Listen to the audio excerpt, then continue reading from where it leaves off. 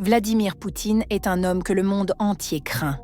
Et sa famille est l'un des secrets les mieux protégés de la Russie.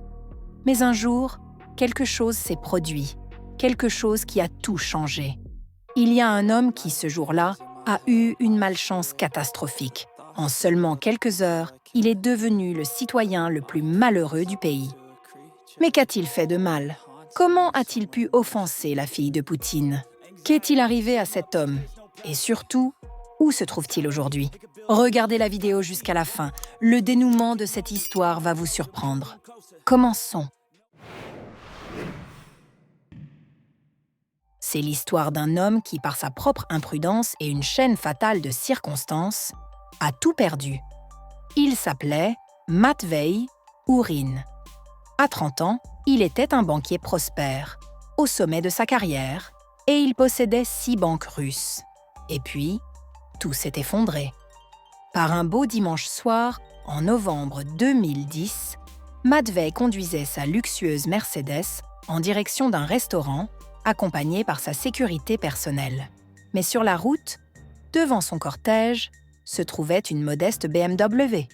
Selon Urin, son conducteur ne lui avait pas montré le respect qu'il estimait mérité. Il refusait de céder le passage malgré les appels insistants des phares. Pour un banquier prospère, c'était impensable. Comment pouvait-on ne pas laisser passer un homme aussi influent? Urin a alors ordonné à son équipe de sécurité qui le suivait de s'occuper de cet individu insolent. Les gardes ont réagi immédiatement. Ils ont bloqué la BMW et forcé le conducteur à s'arrêter. Plusieurs hommes robustes, armés de battes de baseball, se sont approchés de la voiture et ont exigé que le conducteur sorte. Il a refusé. Les gardes ont alors brisé la vitre du conducteur et l'ont sorti de force du véhicule.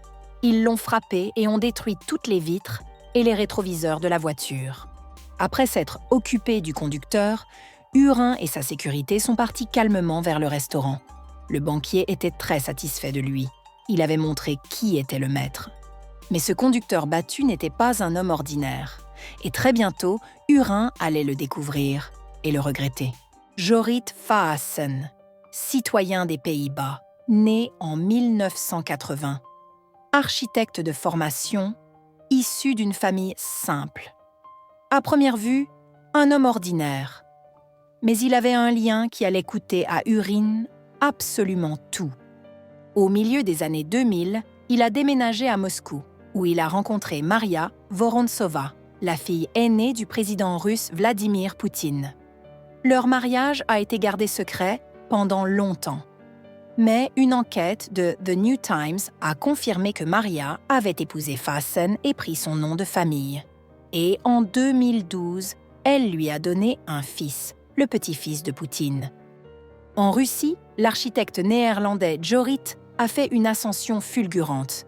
Il a occupé un poste important à Gazprombank, puis est devenu vice-président d'une filiale de Gazprom, l'un des plus grands groupes pétroliers et gaziers du monde.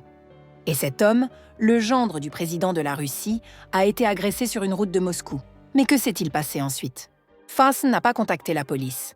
Il a appelé sa femme, Maria, et lui a communiqué les plaques d'immatriculation des voitures de ses agresseurs. Un seul appel téléphonique et la vie de Matvei Ourine a changé à jamais. 1 heure plus tard, le cortège du banquier a été arrêté. L'opération était dirigée par Vladimir Kolokoltsev, à l'époque le chef de la police de Moscou. S'approchant d'Ourine, il a déclaré « Vous vous souviendrez toute votre vie de l'homme que vous avez frappé il y a 1 heure ». Le banquier a été stupéfait de voir que le chef de la police lui-même était venu l'arrêter. Par ailleurs, pour Kolokoltsev, tout comme pour Matvei Ourine, cet événement a marqué un tournant. 1 an plus tard, il est devenu ministre de l'Intérieur du pays et il occupe toujours ce poste aujourd'hui. On a envoyé Ourine à la prison de Lefortovo, connue pour son régime extrêmement strict. Et c'est là que l'enfer a commencé. Les affaires pénales se sont abattues sur lui, les unes après les autres. La première accusation était du hooliganisme avec usage d'armes, commis par un groupe de personnes. Mais au moment où l'affaire est arrivée au tribunal, plusieurs autres accusations avaient été ajoutées. 5 de ses gardes ont été jugés avec lui. Urin a été déclaré organisateur d'un groupe criminel. Mais ce n'était que le début. Le véritable cauchemar l'attendait. Le tribunal l'a condamné à 3 ans de prison. Ses gardes ont reçu des peines de 2 à 4 ans. Mais le pire, c'est que ni Urin ni ses gardes n'avaient compris qu'ils avaient agressé le gendre de Poutine. Ils soupçonnaient que Faasen n'était pas un homme ordinaire, peut-être lié à quelqu'un du FSB. Mais ils ne comprenaient pas l'ampleur de leur erreur. Et lorsque la vérité a éclaté, il était déjà trop tard. Et ce n'était pas encore la fin de l'histoire. Avec la peine qu'il avait reçue, Urin pouvait espérer une libération conditionnelle après seulement quelques années. Ce n'est pas beaucoup pour un homme avec de l'argent et des relations. Dans d'autres circonstances, il aurait pu payer, négocier et sortir encore plus tôt. Mais le procureur a estimé que la peine était trop légère. Et le tribunal a accepté son recours. Après la révision de l'affaire, sa peine a été augmentée à 4 ans et demi de régime général. Mais si vous pensez que tout s'est arrêté là, vous vous trompez. Les avocats n'avaient même pas eu le temps de faire appel que de nouvelles accusations ont été portées contre Urin. Fraude à très grande échelle. Les licences de 6 de ses banques ont été révoquées. L'enquête l'a accusé d'avoir détourné 16 milliards de roubles. Une somme a coupé le souffle. Ce qui est intéressant, c'est que seulement 1 mois avant ces événements, toutes les banques avaient de passer un contrôle routinier de la Banque centrale sans qu'aucune infraction ne soit constatée. Alors, qu'en pensez-vous? Les malversations étaient-elles réelles ou l'affaire aurait-elle pu être fabriquée pour allonger sa peine? Écrivez-le dans les commentaires. Le malheureux banquier répétait sans cesse « On me juge parce que je me suis trouvé au mauvais endroit et sur la mauvaise route. » Mais les juges sont restés inflexibles. Et 3 années supplémentaires ont été ajoutées à sa peine. Il devait désormais passer 7 ans et demi derrière les barreaux. Il a été transféré à la prison de Butyrka, l'une des plus dures de Russie. Sa vie luxueuse a été remplacée par des couchettes où les détenus dormaient à tour de rôle. Mais même cela n'a pas marqué la fin de sa punition. De nouvelles accusations ont été portées contre le banquier, blanchiment d'argent. Les audiences dans cette affaire ont été reportées 8 fois. Urin a passé presque 5 années dans un centre de détention provisoire. Un record pour la Russie. Les médias lui ont même donné un surnom, le détenu à vie. Pendant qu'Urin était en détention, son empire bancaire s'effondrait comme un château de cartes. Tous les actifs ont été vendus, les dettes ont augmenté. Les 6 banques sur lesquelles il avait travaillé pendant des années ont disparu les unes après les autres. La peine finale du tribunal a été de 8 ans et demi, et en plus, l'administration pénitentiaire lui a infligé 29 sanctions disciplinaires dont il n'avait même pas connaissance. Cela l'a privé de son droit à une libération anticipée. Il semblait qu'Urin était condamné à passer encore de nombreuses années en prison. Mais quelque chose d'inattendu s'est produit. Sa période noire s'est terminée en 2018. La Douma a adopté une loi selon laquelle 1 jour dans un centre de détention provisoire équivaut à 1 jour et demi dans une colonie pénitentiaire. Sa peine a été recalculée et il a été libéré. Il n'était plus un financier prospère, mais un homme complètement ruiné.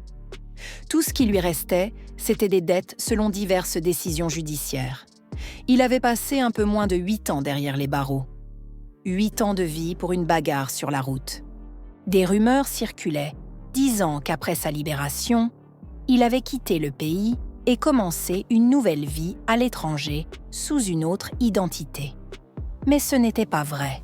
Après sa libération, le tribunal l'a déclaré en faillite et il lui a été interdit de quitter le pays en raison de dettes de plusieurs milliards de roubles envers des milliers de déposants et d'entreprises.